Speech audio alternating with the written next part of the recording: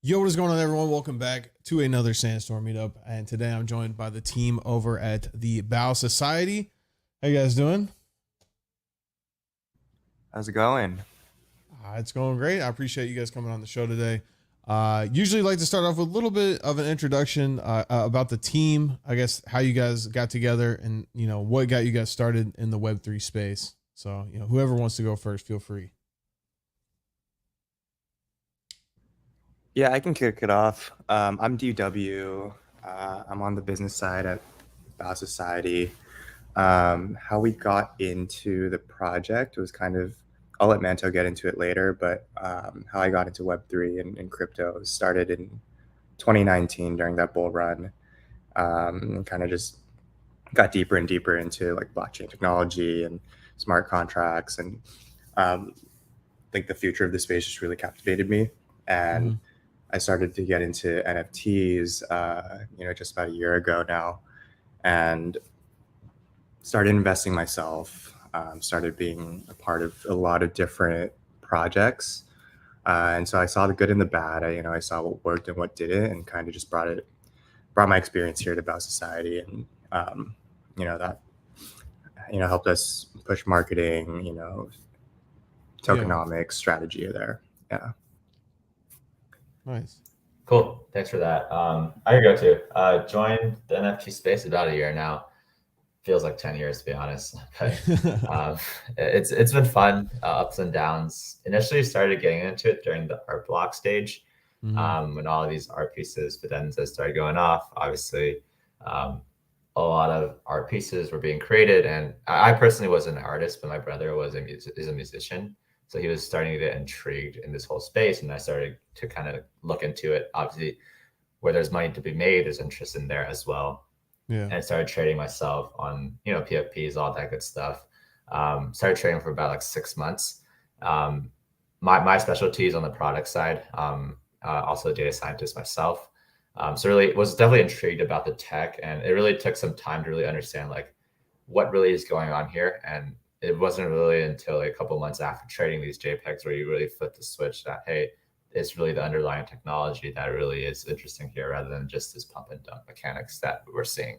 Yeah. Um, we'll get into it more, but Manto essentially came to us in about December of last year to kind of form this group and start our own project, and I'll hand it off to you. Yeah, thanks, JP. So my journey into the Web3 and crypto space um, started a while ago too. I was a casual investor in some cryptocurrencies, but never really understood what was going on. Um, I have a background in software development, so I was a software engineer, primarily in the iOS space for quite some time. And then I took a leap of faith and really just dive deep into what goes on behind the scenes. NFTs were the talk of the town, so I was really interested in how things worked under the hood, and Yeah. um, so I got started probably like around last year in around October, where I started to kind of dive deep and look.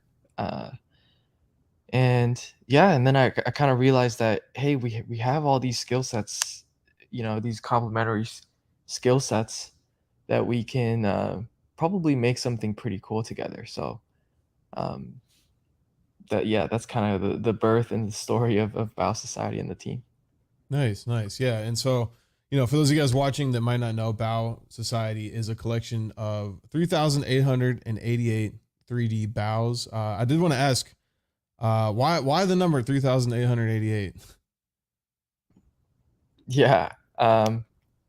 So lots of credit to our strategists, JP and DW. We initially had ambitions of doing, if you're one of the OGs, initially it was 8888. Mm-hmm. And the story behind the number eight is, we all grew up in Taiwan. We're all Asian, and eight in our culture is an extremely positive and good number because it sounds like the word fa, um, which means wealth and riches. Yeah. So eight is definitely some number that we wanted to incorporate. And around the time we were going to mint, we kind of fell into this huge bear market, and we thought rather than have a bunch of unminted bows, that we have better control and a better community if we start small in our Genesis collection. Mm-hmm. And so the immediate thought is, hey, let's cut it in half, but we don't want the number 4 because in our culture 4 is really bad because it sounds like death. So it kind of just resorted down to 3888, which is a good number in our Asian culture. Awesome. That's a cool origin story. Yeah. So, I mean, obviously the NFT market, and I guess all markets, are currently taking a hit. When did you guys mint? Was it April? Am I thinking correct? Yeah, it was April 12th, if I remember correctly. Okay. Yeah. So I mean, you guys have been in the thick of it. We have. It was, I think we were coming out of it a little bit when we were minting, but we didn't get a chance to see another bull run like in January. Yeah. Things have definitely been pretty down. We'll talk about that later. I guess you said you guys are deep, or you guys are all from Asian descent. So I'm assuming that's where the idea of doing a Bao came from. Yeah, let me take a step back here. I think we all did intros, but we didn't really kind of go into the origin story of kind of where Bao came from. Yeah. So to your point, Sharp, yeah, we all grew up in Taiwan. We're all like kind of friends from the very beginning, early on. All ventured off to do our own things, went to school in the States, etc. And we now all reside in LA or Vancouver. From a team perspective, so obviously all went on to do our own things, and as Manto said, skills complemented each other. Yeah. In December, Manto came over to us during this essentially quote unquote bull run that, hey, there's a hole in the marketplace where Asian demographic and NFTs weren't necessarily being captured. Obviously, Azuki was shortly launched in early January, and even though they're not a quote unquote Asian project, they do have some of the anime Asian effects of it, right? So we were like, hey, we definitely know. We definitely know kind of what the Asian market wants. And that's essentially what the first step was to build the Genesis collection here. That's why the Bao is somewhat Asian looking. It comes from an Asian culture of culinary foods, the Baos. Over time, from December to about like March, we focus on this Asian ethos. That being said, obviously, we wanted to mass market it to as many people as possible, and constraining it to the Asian demographic wasn't necessarily the best option there. So there was a pivot from kind of December to March to move into this food space, and it really made sense. It was an easy transition. There's an easy target market that we were trying to reach, and this whole idea of food and Web3 really hasn't been done before. Yeah, because the NFT acts as kind of as a membership, correct? To you guys are creating a platform with food and beverages. I guess if you want to talk a little bit about, I guess, what the plan is with this membership. What all will it get you?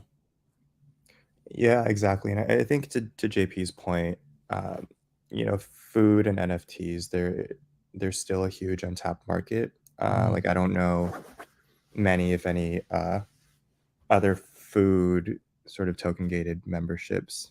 So that's the direction we were trying to build. And so essentially the NFT will act as a membership token for different food and beverage benefits. And so that can include, food related experiences, such as, Bao meetups. It can include, different types of restaurant coupons. And then also, stuff like webinars or, in-person seminars with different up and coming chefs. So, both IRL and virtual. And yeah, you can see on the screen right there, that was our menu from our first meetup in LA, where we actually had a special menu item created by the guys at Bored and Hungry. So that was super fun. We got to meet a lot of our holders. We got to, chat about food. A lot of people show up to that? I think we had a decent amount, like 50 or 60. Wow, that's awesome. in just LA. So that was super cool, and I'm sure everyone knows who Bored and Hungry is now after they, helped out at Ape Fest. So Yeah. that was super fun. What was the furthest someone came from? Did anyone tell you? I don't think anyone flew in, unfortunately. No. There was a couple like 2-hour drives and such, which Yeah. was definitely very appreciating. Yeah, that's cool. I mean, 50 is a lot of people, especially, you guys do have a lower supply than, like the 10,000 or more. So, for 50 people to show up in California, that's a good amount. Yeah, and actually, I think most of our holders are outside of the US. So I think about half the holders are in Asia. Yeah. Awesome. Now, moving on to kind of, what the utility of the NFT is, you are able to stake it to earn Bao token. Is that already in the process? Are people already able to stake? Yeah, Matt, I want to take this one. Yeah. So we actually released staking shortly after our launch. So so actually you are able to earn Bao tokens just by passively holding, but you could also stake it with our contract and earn a higher yield doing so. Oh, okay. And staking is kind of the cornerstone of a lot of features that we have in mind moving forward, and one of which is the marketplace, which I'm sure we'll talk more about later. But having this internal currency in place gives us a lot of flexibility and um, a lot of power to just kind of create new features that run with this currency. Mm-hmm. Now, with staking, does like the different rarities of the BAOs determine how much you earn through staking, or no? Yeah. So, actually, so there's a little graph on the website, and basically it's dependent on one specific trait, which is the skin trait. So if you see my PFP right now, it's a little yellow jello Bao, so that's a little bit more rare, and that will yield you more. Whereas DW and JP have a regular Bao. So Okay. it's dependent on the skin trait. Awesome. So yeah, the more rare, the more it yields. And obviously, earning this token, there's a ton of projects that do have staking where you're earning a utility token. I guess what are some of the utilities that people can look forward to with the Bao token that they'll be able to use it for? Yeah, so the first thing is the marketplace, which is probably what people expected right after the staking. Yeah. And our marketplace, I think, is quite different and um, quite it's quite a scalable solution compared to a lot of the marketplaces out there. So yeah, as you can see on screen, we have three major categories that we try to tackle. One of them is the allow list, which is also pretty standard in the industry, where you can exchange your tokens for any of the whitelist partner projects that we have. Mm-hmm. And then you have merch, where you can actually use your tokens to buy some of these physical merch, or in ETH. So we have the flexibility of selling our merch in ETH or the tokens. And finally, we have experiences, which honestly we haven't like shared a lot of what we're thinking on that tab yet, but so far we've had some prizes like a Bao NFT off the floor, or another NFT project off the floor, and people's been liking it. Nice. And I guess I don't know. I look at these and I think of like toys, either like plushies or like kind of just like an action figure, like a figurine or something. Do you guys ever plan on doing something like that with the merch? Yeah. The idea has floated around. Yeah. And to be honest, I'd like one on my desk too.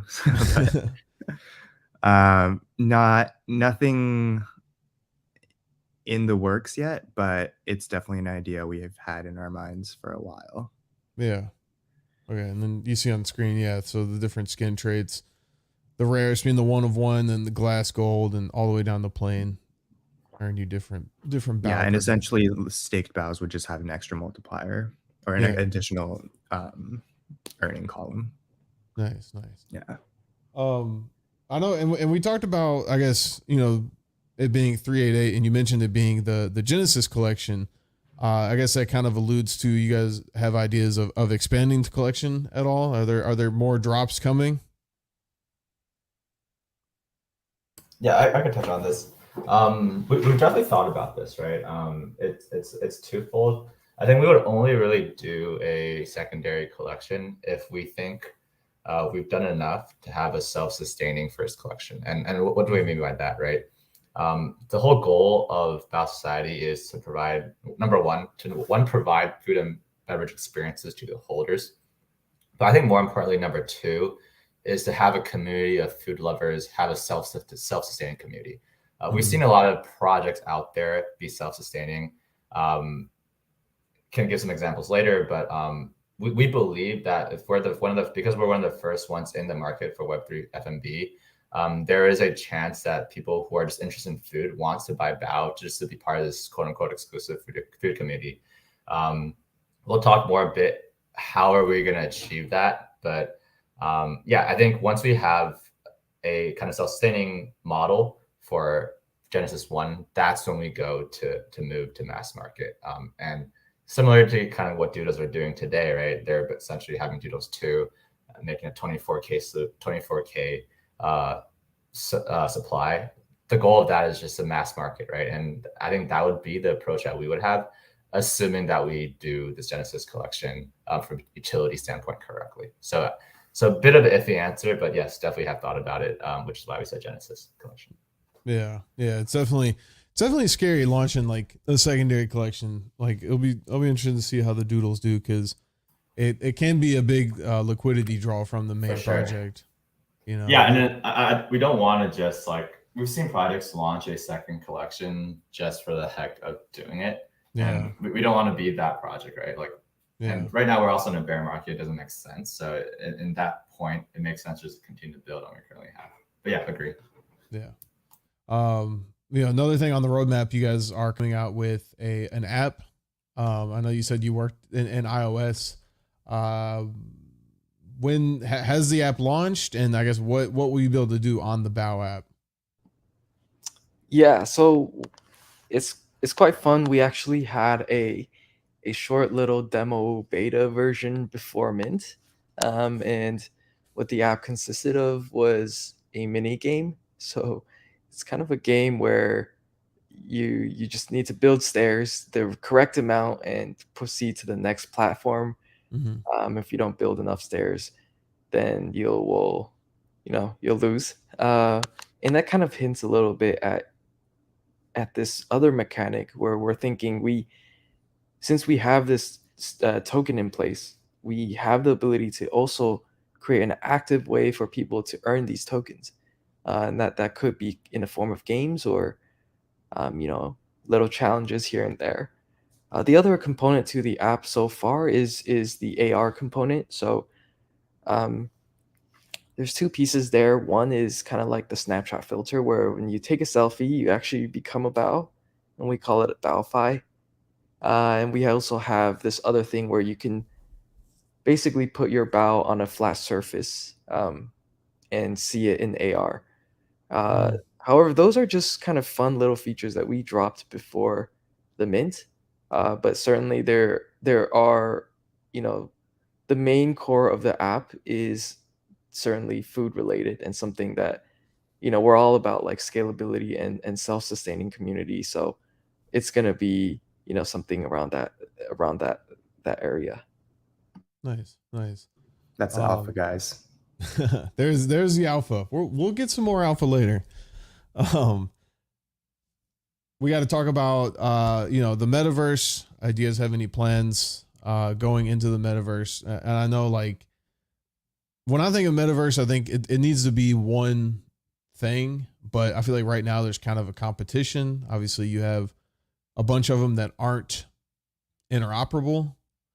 Do you guys have any plans, I guess, for the metaverse, and if so, which one? Yeah, I can touch on this. We definitely had plans for the metaverse, and we I want to say we still do. But I think the priority for us was always to, build out the app, get the food stuff really going, and then go into the metaverse. Yeah. So initially we had the idea of, and then you talk about interoperability. Um, we initially wanted to create sort of a metaverse Chinatown. So it wouldn't just be, our plot of land, like a Bao plot of land, Hmm. and just one Bao storefront or something. It would be a group of different Asian projects together on multiple plots of land in the same space. And then, kind of create this, hey, if I go to the Bao store and buy a Bao, I can eat and then go over to the club next door and party, right? Something like that. Yeah. Something where, maybe we can even share the same currency, and be able to have different projects come together. And I think that's the whole point about building these communities. It's not just to be closed off, right? It's to be able to explore different communities, different cultures. So that was sort of the idea. A couple of our partners, during the bear market didn't, probably don't have the funds to do so anymore. But Yeah. I think it's still something that we want to accomplish in the future, and it's just prioritizing what we need to do.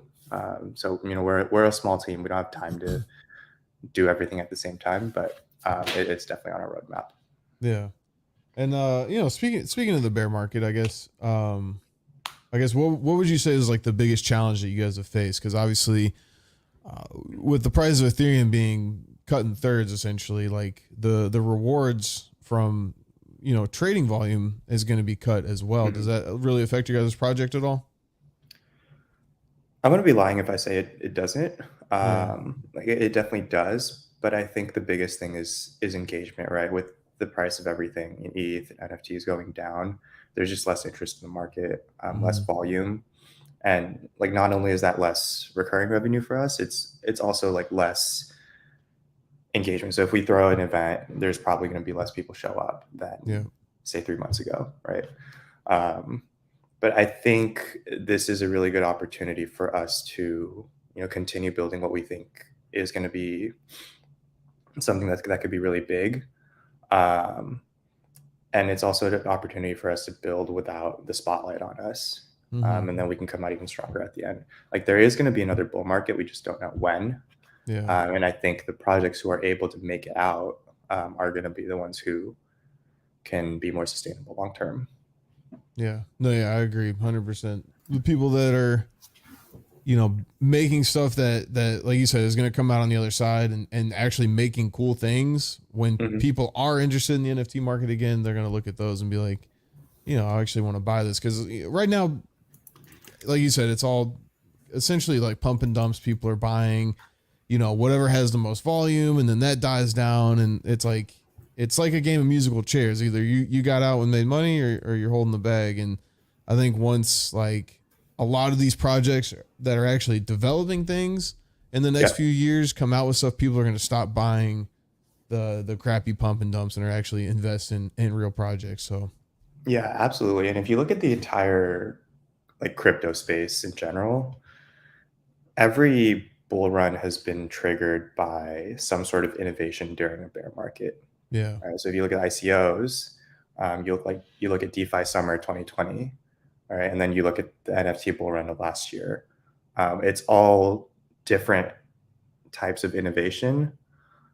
That's either noticed by institutional investors or something that just gets a ton of hype and super innovative. So that's what we're trying to do, and I think that'll prepare us for what's to come. Yeah. And I guess, do you guys have any plans for any other like types of media, such as, maybe like a TV show or a game, anything like that? Yeah. I think initially in our initial roadmap, like a short film was something we're interested in doing. It makes sense given like kind of how cute these bows are, and it would kind of fit that Doodles community, like the cute vibe meta, right? I think the short answer is probably not in the short term, only because kind of what DW said and Amanda said, the prioritization is really important during during a bear market. To add on to what DW said is like a lot of our financial projections are no longer valid anymore, right? What we wanted to accomplish in the next like 6 to 12 months with X amount of kind of USD to ETH value is now cut in whatever X percentage. So given that, you then have to reprioritize on what is the most self-sustaining product that we should build with this limited amount of money that we have now that we raised during mint. And then that is the main priority that we have to do in this next 6 to 12 months as we wait for this quote unquote bull run if it does happen again, right? Yeah. And I just putting it quite frankly, I don't think in the short term, putting money in a short film might make sense for us. It might make sense from a marketing standpoint of view if we wanted to launch a Gen 2. But at least for now, I think building out product and building out features within this current ecosystem is the main priority here. Yeah, I agree with that 100%. I guess we did kind of talk about metaverses and stuff, but we are hosting this show from the Sandbox. Do you guys specifically have any plans of doing anything within the Sandbox?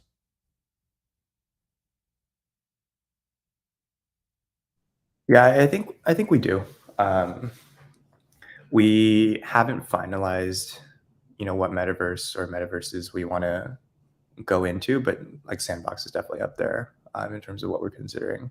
So, yeah. I don't have much details right now to share, but yeah, it's definitely fine for us. Definitely talked about. All right. For sure. Yeah, well, we can we'll talk about more about the the current NFT market, because I do think something that is important with these collections, even like I said, like the 10,000 collections, 20,000 is how engaged the community is. I mean, we have I believe 120 people or so watching right now, so a lot of people out here to support the bows. I guess what are you guys doing as far as like community building and keeping people active within the Discord during the bear market? Yeah, so not gonna lie, that's certainly been a big challenge. We're a team of builders, and what we do best is bring new features and new tech. Mm-hmm. And I think the way to keep, first of all, we have an amazing mod team. So, we have a really strong team to keep the community going while we kind of focus on building. Yeah. But, we have plans and thoughts to start giving incentive to the community to run itself, right? To market the community that they're in. And I think those are the most powerful communities, is when the community is kind of the powerhouse behind the marketing. Yeah. And so kind of going back to how we're builders, we're constantly thinking of new ways to promote that, and kind of inspire and incentivize our community. And that could be, even in the form of a metaverse. There's a lot of ways that we can do it. Mm-hmm. No, yeah, I agree. I mean, there's a lot of ways that people have would love to see voxelized bows. Yeah, I mean, there's a lot of ways that just people from the community I've seen in projects have stepped up, and I forget it was the punk DAO or something. We had them on the show, and like they literally created that whole entire project just from the punk community, and it is awesome to see how people can really step up and take on that role in the Discord, and essentially, yeah, just do it for free and just do it because they want to help build the community. So yeah, I got to add on there. We've spoken like quite in depth internally to how do you best engage community to give ownership, not away from the founders, but spread that ownership across the community. And that's extremely important. Obviously, there are more structured ways to do it through a DAO, and that was definitely something that we like looked into, but nothing concrete there. Yeah. But I think apart from that, like giving them more incentive to do so is important. I can give you an example, kind of like what Artifact is doing to build this whole kind of hype metaverse. They're really essentially tapping into the whole community to do so, right? They basically working with OnCyber to create these virtual environments. But then again, they're training the community as 3D artists to build like tools within the metaverse, similar to kind of what Sandbox is doing, promoting people to build the metaverse in there internally. We want to do that similarly in our community, just through this whole food channel. So it might not necessarily be this whole metaverse play, but like how can we scale internally to self-market? Yeah. Does that mean like a internal Yelp app? Does that mean a food and beverage experiences by like Bao community, special chefs? All that is stuff that we want to grow initially, that we have to do, but ultimately in the long term, that community pushes that forward. Yeah. Yeah. And, you know, like you said, there's not a whole lot of projects that are doing food and beverages. And I do think that if one of the, like, say like an Uber Eats or DoorDash or something doesn't step into the Web3 space and like when the metaverse becomes more of a thing and more people are participating, I do think there will be like an open area for a Web3 project to come in and be that DoorDash of the metaverse, because, you know, when things are in the augmented reality or VR or whatever, you know, just the simplicity of being able to order food through that, or even if you're in like a Sandbox, you know, social hub, like you guys said, like a Chinatown thing, and you want to order food through that and pay in Bao token or whatever, or Sand, and get it delivered to your house, I definitely think there's a space for a project like that to come along and fill that. That's a super interesting concept. We'll note that down. That's super cool, actually. Yeah. Yeah. I guess, you know, if you wanted people in the stream to take anything away, I guess where, you know, you guys feel you're heading in 3 months, what's like the main things you guys are working on? You know, you're trying to sell Bao to someone. What I guess, what would you say 3 months from now? Where do you see Bao?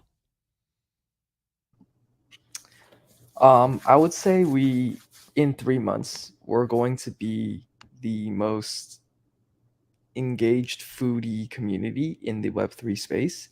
Mm-hmm. And we're backed with a ton of Web3 features and tech that'll make you feel like home if you love food. So yeah, I think that's in the short sentence, it's like we're trying to build a community of food lovers and Web3 enthusiasts. And we're going to keep trying to grow this community. So, you know, join now. Awesome. Well, that's I pretty much every question that I have. You know, I was going to ask about a Bao DAO just because the name went too well, but you guys said you kind of talked about it and it's a possibility. And yeah, that's pretty much I got. If you feel like there's anything that I didn't ask that you wanted to say or go over, then feel free, let me know. But I think I covered everything. Yeah, I think that was a pretty comprehensive overview of what, you know, how we came about and what we have planned. Really appreciate your time, Sharp. Yeah, no, I really appreciate you guys coming on. I wish you guys the best of luck. I hope the best through these market times. And you know, I hope to see you guys, I guess, on the other side in the next bull run. Absolutely. And thank everyone for coming out and watching the show today. I appreciate it. Once again, thanks to the Bao Society for coming on and chatting. We will be live again tomorrow, Friday, at 12 o'clock Eastern, 5 UTC time. I think that's correct. I don't know. But be sure to follow the stream and whatnot, and check out the Bao Society. Join their Discord, follow them on Twitter. And thank you guys and have a great day. Thanks, Sharp. Thanks so much, everyone. Thank you. Bye.